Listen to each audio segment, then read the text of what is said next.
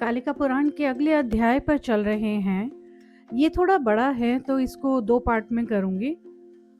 पहला पार्ट है, यहाँ पे और वो ऋषि बोल रहे हैं कि कालक्रम से धीरे धीरे वे पांचों बड़े हुए। वे सभी महान बलशाली, अस्त्र शस्त्र के ज्ञान में कुशल तथा शास्त्रार्थ में पारंगत थे। वे युवावस्था को प्राप्त होकर चमक रहे थे और शत्रुओं के लिए कठिनाई से जीते जाने वाले थे। वे धर्म और अर्थ के ज्ञान में कुशल, ब्राह्मणों के भक्त तथा सत्यवादी थे। वहां बेताल और भैरव जैसे साथियों के साथ अलर्क, दमन और उपरिचर नामक तीनों पुत्र सदैव प्रेम पूर्वक रहते थे। इस प्रकार चंद्रशेखर के पुत्र पांचों भाई नित्य सदैव साथ साथ रहा करते थे। राजा चंद्रशेखर का उपरिचर आदि अपने तीनों पुत्रों में नित्य सदैव अधिक प्रेम, स्नेह और ममत्व रहता था। राजा चंद्रशेखर की बेताल और भैरव में वैसी प्रीति नहीं थी जैसी उन तीनों में थी। उन दोनों को देखकर राजा चंद्रशेखर न तो कभी प्रसन्न होते थे, न तो कभी उन दोनों के प्रति पुत्र भावना ही रखते थे। वे दोनों वीर, धर्म में कुशल, महान, बलवान और पराक्रमी, तीनों लोगों को जीतने में दक्ष, शस्त्रास्त्र के समूहों में पारंगत थे। राजा उन दोनों से डरते थे कि ये बेताल और भैरव न जाने कब मेरे पुत्रों तथा मेरे राज्यों के प्रति क्या कर दे। इस प्रकार की चिंता से ग्रस्त हो राजा उन दोनों बेताल और भैरव नामक विनम्र पुत्रों को नित्य ही भली भांति देखा करते थे। राजा ने सभी राजसी गुणों से युक्त अपने औरस पुत्रों में बड़े उपरिचर नामक पुत्र को युवराज के पद पर अभिषिक्त कर दिया, जो बाद में सभी राजाओं को नीतियों में लगाएंगे। ऐसे राजा उपरिचर सभी शास्त्रों के अर्थ ज्ञान में पारंगत थे। उस राजा चंद्रशेखर ने बहुत से धन एवं रत्न, आसन और रथ हिस्से के रूप में दमन तथा अलर्क को भी दिया, किंतु उन दोनों बेताल और भैरव को उन्होंने कोई भी धन का हिस्सा नहीं दिया, जिससे वे दोनों ही क्रोध से भर गए। क्रोध से भरकर वे दोनों इधर उधर घूमते थे। इच्छित भोग पाने में असमर्थ, बिना पत्नी के सदा निर्जन में रहते हुए वे दोनों तपस्या में ही उद्यम करने लगे। बेताल और भैरव नामक अपने दोनों देव पुत्रों को उस दशा में जानकर देवी तारावती चिंतित हो उठी। वे सुंदर दांतों वाली राजा उपरिचर और अपने पति चंद्रशेखर के भय से कुछ भी नहीं बोलती, किंतु गुप्त रूप से बेताल और भैरव को ही समझाती रही। इसी बीच चित्रांगदा के संग भोग करने वाले कपोत मुनि ने सुरतोत्सव से संतुष्ट होकर अपनी सहचारिणी चित्रांगदा को पुत्रों के सहित छोड़कर वन में जाने की इच्छा की, और तब चित्रांगदा से उन्होंने यह वचन कहा, हे मन को हरने वाली चित्रांगदे, मैं तपस्या करने के लिए तपोवन में जाऊंगा। मैं इस समय तुम्हारा कौन सा प्रिय कार्य करूं, यह बताओ। इस पर चित्रांगदा बोल रही हैं, हे सुंदर व्रत वाले, तुम्बरु और सुवर्चा नामक आपके जो दोनों पुत्र हैं, यथोचित रूप से आप इन दोनों का प्रिय कीजिए। मुझे भी बहन के घर में स्थापित कर दीजिए। तब यदि आपको अच्छा लगे तो आप तपोवन को जाइए। मुनियों में श्रेष्ठ कपोत मुनि उसके इस प्रकार के वचन को सुन और उस पर विचार कर धन के लिए कुबेर के निवास अलकापुरी में गए। कुबेर से प्रार्थना करके उन मुनि श्रेष्ठ ने 600 सुवर्ण तथा 1000 निष्क प्राप्त किए तथा 100 भार तोल के रत्न भारवाह को सहित प्राप्त किया, तथा उन्हें लाकर उन ब्राह्मण देवता ने अपने पुत्रों को विशेष कर अपनी पत्नी को दिया। तब पुत्रों के सहित उस चित्रांगदा तथा पर्याप्त धन के साथ चित्रांगदा और अपने पुत्रों की सहमति से सुवर्चस, तुम्बरु और चित्रांगदा को साथ ले मुनियों में सिंह के समान कपोत मुनि करवीरपुर गए। वहां जाकर कपोत मुनि ने राजा चंद्रशेखर और राजा उपरिचर से यह वाक्य कहा, हे राजा, यह कुकुत्स्थ की पुत्री है, जिसे आप पहले से ही जानते हो, तथा ये दोनों उसी से तत्काल उत्पन्न हुए मेरे पवित्र पुत्र हैं। मेरे इन दोनों पुत्रों का भी तुम इन धनों के साथ पालन करो। मेरे इन दोनों पुत्रों का राजा उपरिचर भी इस समय पालन करे। राजा अपुत्र का पुत्र तथा निर्धन का धन होता है।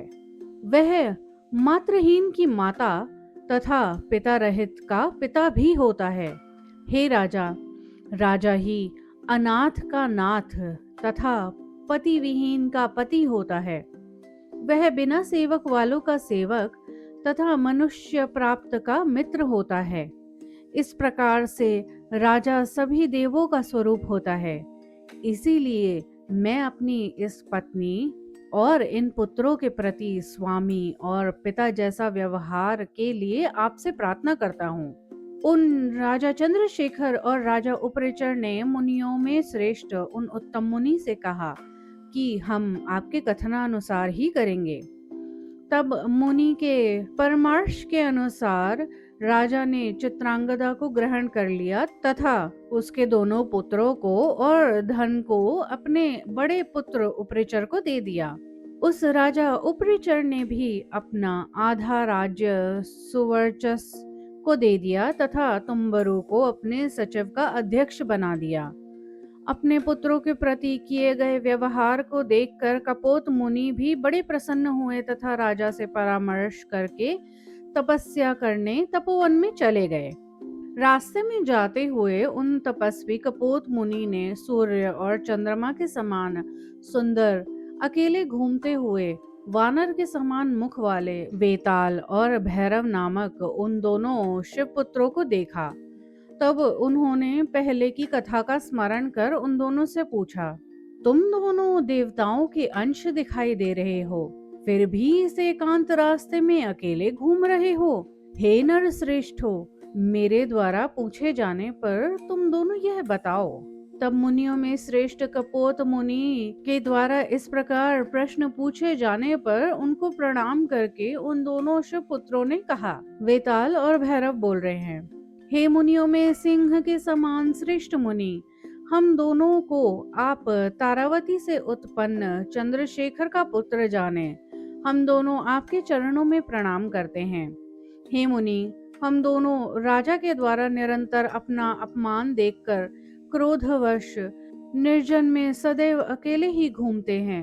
महाराज, निरंतर हम दोनों विनम्र पुत्रों की अवहेलना कर राजा हम दोनों का दाया भाग भी क्यों नहीं देना चाहते। हे द्विजों में श्रेष्ठ, यदि आप उपदेश प्रदान करने की कृपा करें तो हम दोनों अब तपस्या करने की इच्छा रखते हैं। तब मुनियों में श्रेष्ठ भूत, भविष्य व वर्तमान को जानने वाले कपोत मुनि ने उन दोनों की बातों को सुनकर हंसकर ये कहा, तुम दोनों तारावती से उत्पन्न उस चंद्रशेखर के पुत्र नहीं हो। तुम दोनों तारावती से उत्पन्न शिव के पुत्र हो। तुम दोनों तत्काल उत्पन्न हुए महान बलशाली वेताल तत्व से युक्त भृंगी और महाकाल नामक दो शिवगण हो, जो शापवश इस पृथ्वी पर आए हो। इसीलिए राजा तुम दोनों को दाय भाग नहीं देना चाहते। इसीलिए तुम दोनों अपने पिता शिव की शरण में जाओ। वही शिव तुम दोनों का सब कुछ करेंगे। दीर्घ काल तक अत्यंत उग्र तपस्या करने से क्या होगा। ऐसा कहकर मुनियों में सिंह के समान श्रेष्ठ परमात्म तत्व को धारण करने वाले भूत, भविष्य और वर्तमान को जानने वाले मुनि ने शिव के उन दोनों पुत्रों से यह सब कह दिया। जिस प्रकार भृंगी और महाकाल शाप पाकर पृथ्वी पर आए, जिस प्रकार शिव पार्वती भी पृथ्वी पर आए, तारावती को जिस प्रकार कपोत मुनि ने शाप दिया, वे दोनों तारावती के गर्भ से जिस प्रकार उत्पन्न हुए, जैसे नारद जी ने राजा का संदेह दूर किया, वह सब कह सुनाया। तब वे निंदा रहित दोनों महात्मा वेताल और भैरव उसे सुनकर परम प्रसन्नता से युक्त हुए। प्रसन्नता से भरे हुए अमृत से सिंचित की भांति उन दोनों ने पुनः कपोत मुनि से पूछा, हे मुनियों में श्रेष्ठ, यह आपने सत्य ही कहा है कि महादेव हम दोनों के पिता हैं। अतः सफलता के लिए हम दोनों के द्वारा उनकी पूजा की जानी चाहिए। वे शिव हम दोनों द्वारा जिस प्रकार जहाँ पर पूजे जाएं और शीघ्र ही प्रसन्न हो, वह सब आप हमें बताइए। आपके द्वारा जो सब वृतांत बताया गया है और हमारे हृदय का कष्ट दूर किया गया, उससे हम दोनों धन्य और अनुग्रहित हुए हैं। आप पुनः हम पर दया करें और जिस प्रकार शिव शीघ्र ही हमें प्राप्त कर सके, वह ही हम दोनों को बताइए। इस पर कपोत मुनि बोल रहे हैं, जहाँ आराधना किए जाने से शिव शीघ्र ही तुम दोनों के सामने आ जाएंगे, वह आज मैं बताता हूँ, उसे तुम दोनों सुनो। जहाँ पर शिव नित्य निवास करते हैं और शीघ्र ही संतुष्ट हो जाते हैं, मैं उस गुप्त किंतु प्रसिद्ध स्थान के विषय में तुम दोनों से कहूंगा। तो आइए वाराणसी नगरी के बारे में जानते हैं। वह स्थान वाराणसी नामक नगरी है, जो सदैव वरुणा और अस्सी के बीच में गंगा के तट पर धनुषाकार में स्थित है। भगवान शंकर जो स्वयं योगी हैं तथा आत्म तत्व के चिंतन में लगे रहते हैं, योगियों का भला करने के लिए वहां स्वयं नित्य निवास करते हैं। स्वर्ग में स्थित शिव के योग बल से नित्य धारण की जाती हुई वह पुरी उसमें मरने वाले मनुष्यों को दिव्य ज्ञान प्रदान करती है। उसमें मरने वालों को स्वयं महादेव संसार के बंधन से मुक्ति प्रदान करते हैं, जिससे अगले जन्म में वहां मरने वाला परम योगी होता है और शिव द्वारा समर्थित हो निर्वाण को सुगमता से प्राप्त कर लेता है। वह नगरी पार्वती के सहित योग युक्त महादेव से सदा युक्त है। देव, गंधर्व, यक्ष और मनुष्यों द्वारा नित्य जाने जाने वाले प्रकाश स्वरूप शिव से वह क्षेत्र प्रकाशित रहता है। किंतु कामना पूरा करने वाले महादेव वहां उपासना किए जाने से शीघ्र नहीं प्रसन्न होते, अपितु चिरकाल बहुत समय तक प्रेम पूर्वक आराधना किए जाने पर वे मोक्ष प्रदान करने के लिए ही प्रसन्न होते हैं। पार्वती के द्वारा वह पूरी वर्जित है, इसीलिए वे शांकरी देवी उस योग के स्थान महान क्षेत्र में कभी भी नहीं जाती हैं। यद्यपि वह वाराणसी नामक क्षेत्र तुम लोगों के समीप है, हे मुनियों में श्रेष्ठ, इसलिए मैंने सर्वप्रथम इसका वर्णन किया है। अब मैं वाराणसी के अतिरिक्त दूसरे सदैव पूजे जाने वाले शिव पार्वती से युक्त धर्म, अर्थ और काम तीनों पुरुषार्थों को देने वाले गुप्त अन्य स्थान के विषय में कहूंगा, जो अत्यंत तीव्र तपस्या के कारण देर से मोक्ष प्रदान करने वाला है, किंतु शीघ्र ही कामना पूरी करने वाला क्षेत्र है। पीठ कहा जाता है। देर से कामनाओं की पूर्ति करने वाले महादेव जहाँ शीघ्र ज्ञान प्रदान करते हैं, वह क्षेत्र पहले से ही वंदना करने वाले ऋषियों द्वारा लोक में गोपनीय से भी गोपनीय परम श्रेष्ठ काम रूप महापीठ कहा जाता है। वहां पार्वती के सहित भगवान शिव सदैव निहित रहते हैं। पूजा किए जाने पर वह देव उस स्थान पर शीघ्र ही प्रसन्न हो जाते हैं। वहां पार्वती भी शिव के भक्तों पर कृपा करती हैं। जहां परमेश्वर शिव शीघ्र ही भक्तों की कामना पूरी करते हैं, मैं उस काम रूप नाम के पीठ के विषय में तुम दोनों से अब कहूंगा। तुम दोनों ध्यान से सुनो। करतोया नदी के पूर्व में दिक्करवासिनी नदी तक फैला हुआ 300 योजन चौड़ा और 100 योजन लंबा त्रिकोण के आकार में काले रंग के बहुत से पर्वतों और सैकड़ों नदियों से युक्त क्षेत्र कामरूप कहा गया है। पहले शिव के नेत्र से निकली हुई अग्नि से जले हुए कामदेव ने शिव की कृपा से वहां अपने रूप को प्राप्त किया था। वहीं से वह क्षेत्र कामरूप हो गया था। वहां उस पीठ के मध्य भाग में वायव्य कोण, नैऋत्य कोण, ईशान कोण, अग्नि कोण, तथा उसके मध्यवर्ती तथा पार्श्व के 6 स्थानों में अपना सुंदर आश्रम बना करके भगवान शंकर पार्वती के साथ प्रमोद पूर्वक नित्य निवास करते हैं। उसके मध्य में वहां उस नील नामक श्रेष्ठ पर्वत पर देवी का एक मंदिर है जहां पार्वती निवास करती हैं। भगवान शंकर वहां उन्हीं के अधीन रहते हैं। वहां ईशान कोण में नाटक नामक पर्वत पर भगवान शंकर का महान आश्रम है जहां भगवान शिव उनके अधीन पार्वती नित्य निवास करती है। वहां पर शिव पार्वती के अन्य भी स्थायी आश्रम हैं, किंतु इसके समान भगवान शंकर का अन्य कोई निवास नहीं है। वहां तुम दोनों द्वारा महादेव की आराधना करनी चाहिए। उस स्थान को मन में धारण कर भगवान शिव को प्रसन्न करो। इस पर वेताल और भैरव बोल रहे हैं, हे मुनि, हम दोनों कामरूप के नाटक पर्वत पर जाएंगे जो रहस्यपूर्ण है और जहां शिव पार्वती एक साथ नित्य रहते हैं। हम दोनों द्वारा भूतों के स्वामी शिव की आराधना इस स्थान पर अवश्य करी जानी चाहिए। अतः जिस प्रकार हम दोनों उनकी आराधना करेंगे वह विधि बताइए। यदि हम दोनों पर आपकी कृपा हो तो हे महानुभाव, जिस मंत्र से महादेव शीघ्र ही प्रसन्न हो जाते हैं उसे कहिए। इस पर कपोत मुनि बोल रहे हैं, तुम दोनों नाटक नाम के श्रेष्ठ पर्वत पर जाओ। वहां महादेव जी पार्वती के साथ नित्य भ्रमण करते रहते हैं। वहीं संध्याचल नामक पर्वत पर ब्रह्मा जी के पुत्र वशिष्ठ मुनि भगवान शंकर की आराधना कर रहे हैं। तुम दोनों उन्हीं का अनुगमन करो। हे वेताल और भैरव, मंत्र तंत्र के सहित भगवान शंकर की आराधना कर्म संबंधी तुम दोनों द्वारा पूछी गई विधियां वे ही तुम दोनों को बताएंगे। मैं इस समय तपस्या हेतु जाना चाहता हूँ, इसीलिए मेरा इस समय व्यतीत करना उचित नहीं होगा। इसलिए हे वीरों में श्रेष्ठ, तुम दोनों इस समय मुझे छोड़ दो।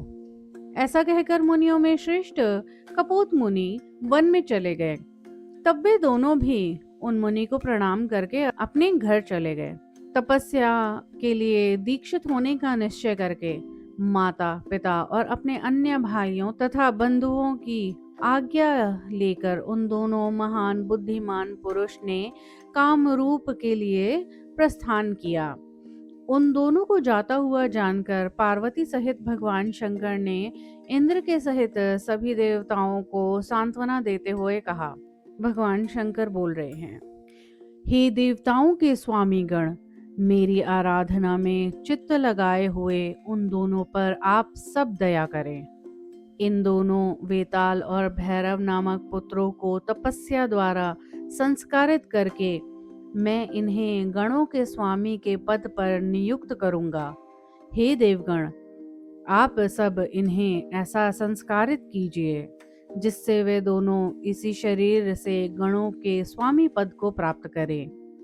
तपस्या के कारण उन दोनों का शरीर मनुष्य भाव को छोड़ दे और उनमें जैसा देव भाग प्राप्त हो मैं वैसा ही करूंगा। ऐसा कहकर पार्वती के सहित वामदेव शिव भी प्रेमवश आकाश मार्ग से एकांत को जाते हुए उन दोनों पुत्रों के पीछे गए। इंद्र के सहित सभी देवता तथा दूसरे दिक्पालों ने भी उस समय अपने पुत्रों के पीछे जाते हुए भगवान शंकर का अनुगमन किया।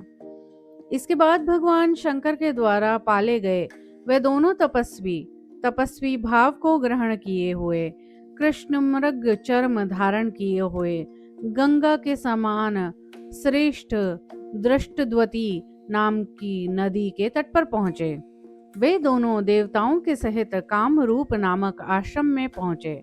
वे कामरूप की करतोया नदी के तट पर पहुंच गए।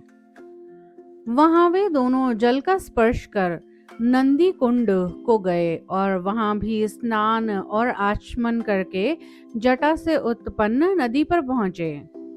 वहां भी उन दोनों ने आचमन किया और तपस्या में लगे हुए नंदी और जलपिश नामक देवताओं को प्रणाम किया और नाटकाचल नामक पर्वत पर पहुंच गए। कपोत ऋषि के वचनों का स्मरण करते हुए भगवान शिव की आराधना के उपदेश के लिए उन दोनों ने नाटकाचल पर्वत पर पहुंचकर भगवान शिव को प्रणाम किया। उसके बाद दक्षिण दिशा में जहां पर संध्याचल स्थित है, वहां वे दोनों गए। जहां वशिष्ठ जी ने कांता नाम की नदी को प्रकट किया था, उसके किनारों कोमल लता एवं वृक्षों की छाया से सुशोभित एक महान पर्वत था।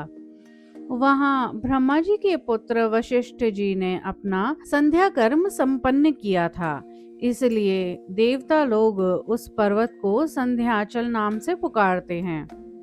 वहां ध्यान में मन लगाकर गिरीश शिव की आराधना करते हुए साक्षात अग्नि के समान देदीप्यमान, अपनी तपस्या की शोभा से दूसरे सूर्य के समान प्रकाशित वशिष्ठ मुनि को प्राप्त कर उस समय वेताल और भैरव उनके सामने हाथ जोड़े हुए नम्रता पूर्वक अपने कंधे झुकाए हुए उन्हें प्रणाम करते हुए उन ब्रह्मा के पुत्र से वह बोले।